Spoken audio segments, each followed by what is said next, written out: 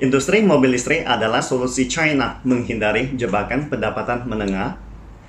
Produsen kendaraan listrik di China berlomba-lomba memproduksi kendaraan listrik yang lebih cepat, lebih mewah, dan menawarkan lebih banyak fitur canggih.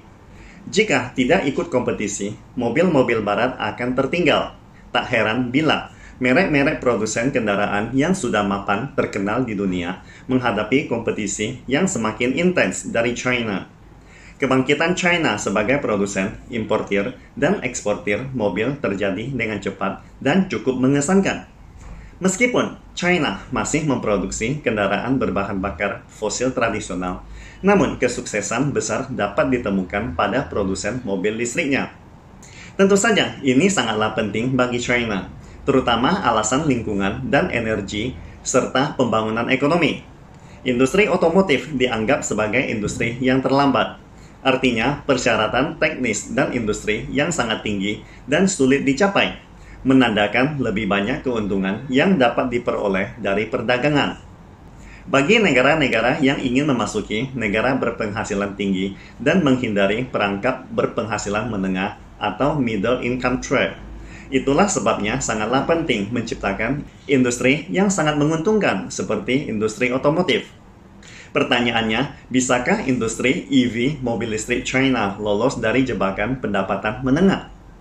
Pertama-tama, apakah middle income trap itu?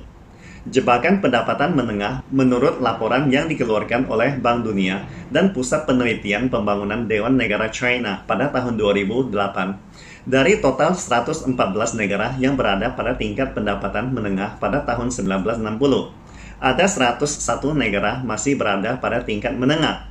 Dengan kata lain, dalam waktu sekitar 50 tahun, hanya 13 negara yang mampu beralih ke status berpenghasilan tinggi. Memasuki tahun 2021, PDB per kapita Tiongkok melebihi 80.000 yuan, mendekati 13.000 dolar, melebihi tingkat PDB per kapita dunia. Angka ini sangat mendekati standar negara berpenghasilan tinggi terbaru yang ditetapkan oleh Bank Dunia pada tahun 2021. Jadi, bisakah China lolos dari jebakan pendapatan menengah? Mengapa transisi negara-negara berpenghasilan menengah begitu sulit untuk diterobos?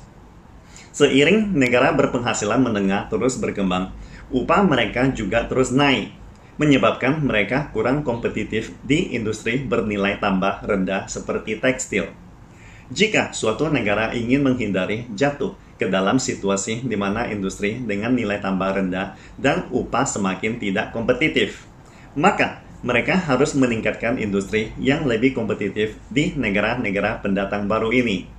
Mengingat jumlah negara yang berhasil masuk ke daftar berpenghasilan tinggi, ini jelas merupakan prestasi yang sangat challenging.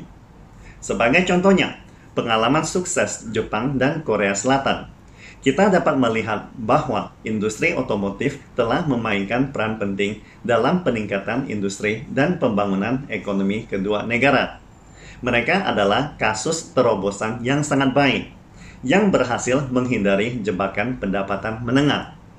Akan tetapi, China menghadapi tantangan yang sangat berbeda saat ini.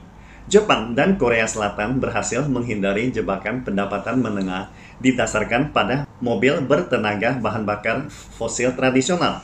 Sangatlah tidak masuk akal jika masih berpikir membangun industri yang sama di dunia sekarang ini akan menghasilkan hasil yang serupa seperti mereka. Itulah mengapa pasar EV mobil listrik sangatlah penting bagi China.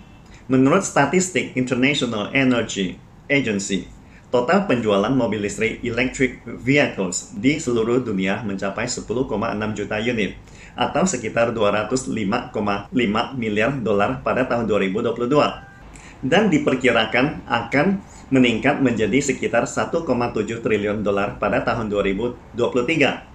Tentu saja, perusahaan atau negara yang mendominasi akan mampu meraup untung besar dalam waktu yang lama.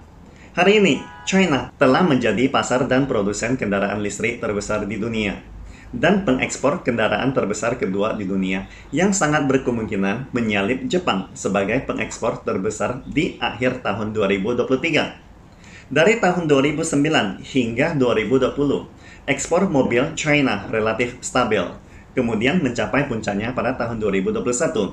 tumbuh lebih dari 450% dari kuartal pertama tahun 2021 hingga kuartal pertama tahun 2023. Kebangkitan China sebagai pengekspor mobil telah mengejutkan banyak orang di dunia.